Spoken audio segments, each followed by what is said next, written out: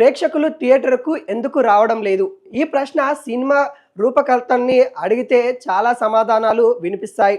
Ticket rate పెరిగాయని, ఎండలు విపరీతంగా ఉన్నాయని, స్నాక్ ధరలు భరించలేకపోతున్నామని, ఓటీటీ ఇలా సవాలక్ష సమాధానాలు బయటికి వస్తాయి.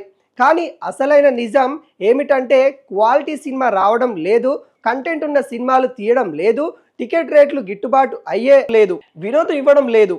అదే అసలైన నిజం. కానీ ఇవేం దర్శక నిర్మాతలకి హీరోలకి పట్టడం లేదు. ఇతరత విషయాలపై పెట్టిన శ్రద్ధ కంటెంట్ పై పెట్టడం లేదు.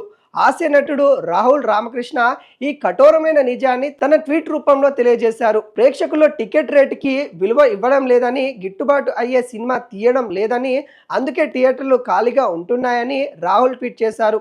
మన సినిమా ఎంత దారుణంగా ఉన్నాయి, ఖాళీగా ఉన్న సినిమా థియేటర్లే చెప్తున్నాయన్నారు. పెట్రోల్ ధరలు, ట్రాఫిక్, స్నాక్ రేట్లు, ట్యాక్సీలు వీటన్నిటినీ దాటుకొని ఒక ప్రేక్షకుడు థియేటర్కి రావాలి అంటే, సెల్ ఫోన్ నుండి దృష్టి మారాలంటే సినిమా అద్భుతంగా ఉండాల్సిందని గుర్తు చేశారు.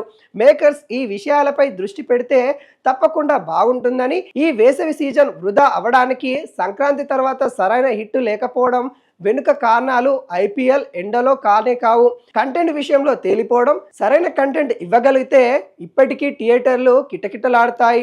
దానికి ముందు ఐపీఎల్ కూడా బలాదూరే.